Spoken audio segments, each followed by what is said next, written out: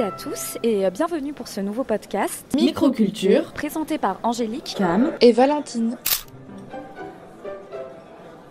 Microculture va à la rencontre des étudiants et étudiantes, personnels et professeurs derrière la programmation de la Semaine des Arts et Médias qui se tiendra la semaine du 10 au 14 mars prochain. Aujourd'hui, nous recevons Pierre Le Tessier. Alors moi je suis maître de conférences en études théâtrales, donc à l'Institut d'études théâtrales, et je suis directeur adjoint de l'UFR Arts et Médias. Donc c'est à ce titre que je suis chargé de l'organisation de cette semaine. Monsieur Pierre Le Tessier reprend pour la première fois la gérance, la logistique, ainsi que la programmation de cette Semaine des Arts. La nouveauté, c'est sans doute la création étudiante. C'est-à-dire que très particulièrement cette année, donc pour la 10e édition, on a plein de propositions d'étudiants de l'UFR. Moi, je suis ravi parce que l'idée de la Semaine Arts et Médias, c'est de montrer, du fait d'être un peu une vitrine de l'UFR, c'est-à-dire du dynamisme des formations, du dynamisme de la recherche et puis du dynamisme des étudiants, enfin qui constituent, qui sont le cœur des formations. Et là, on a eu beaucoup de propositions puisqu'on a 2 festivals donc de cinéma qui sont portés par des étudiants, mais qui étaient déjà dans les autres éditions, et on a beaucoup de créations théâtrales, mais on a aussi un concert, on a aussi une exposition de photos réalisée par des étudiants. Donc en fait, il y a vraiment une offre très riche. La programmation cette année propose à la fois des manifestations scientifiques, des temps de rencontres ainsi qu'un focus création, réalisé par des étudiants et étudiantes de l'UFR Arts et Médias. On peut donc dire que cette année, la SAM se transforme en un véritable festival pluridisciplinaire.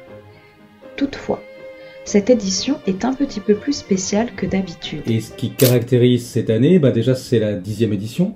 Donc en fait, on a essayé de faire quelque chose de festif, pour marquer le coup, parce que c'est pas rien quand même, 10 ans de Semaine Arts et Médias. Donc il y a plein de choses, il y a une ouverture particulière avec une performance qui va être montée par les étudiants du Master Théâtre en Création pour la Semaine Arts et Médias, pour marquer le coup comme on dit. Puis on retrouve des conférences, des conférenciers très connus, très intéressants, un colloque, il y a 3 expositions, une exposition sur la théâtrothèque Gaston Batti, il y a les festivals, il y a des projections, on retrouve donc des choses qu'on a tous les ans.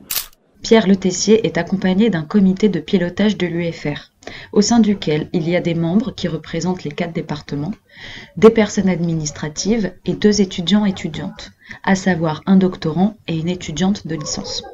J'aimerais développer davantage encore le croisement entre les départements. Parce que c'est aussi un des projets de cette Semaine Arts et Médias. C'est-à-dire que, en fait, on est 4 départements. Alors, il se passe des choses fantastiques. Enfin, dans les 4 départements, c'est très riche.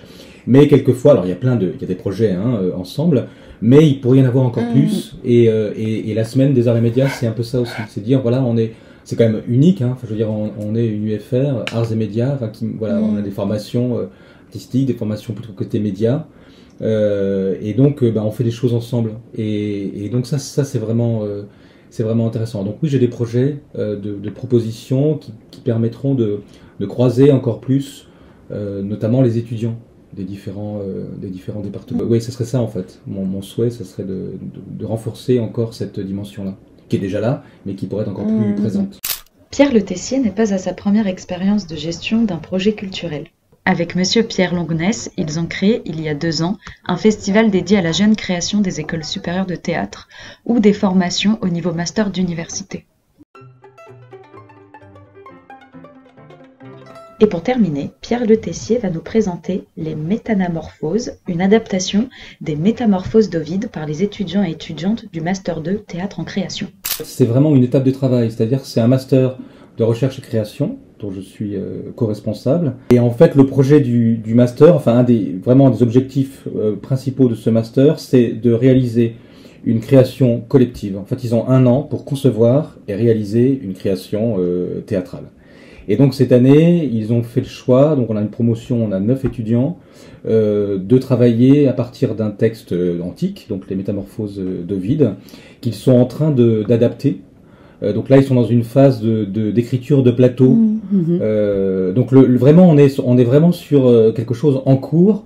Et chaque jour, en fait, les lignes bougent, les choses prennent forme petit à petit. Donc ce que je peux vous dire, c'est que ça sera une étape de travail, mais d'un travail qui s'annonce assez passionnant, parce que ça pose quand même beaucoup de choses.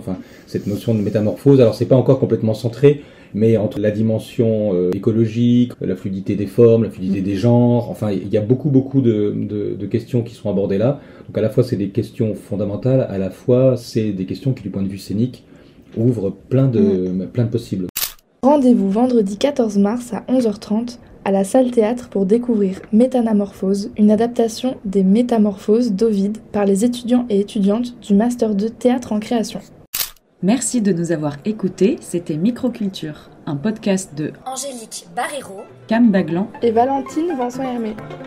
Nous vous invitons à retrouver l'ensemble de la programmation sur la page du site internet de l'Université Sorbonne Nouvelle dédiée à la Semaine des Arts et Médias.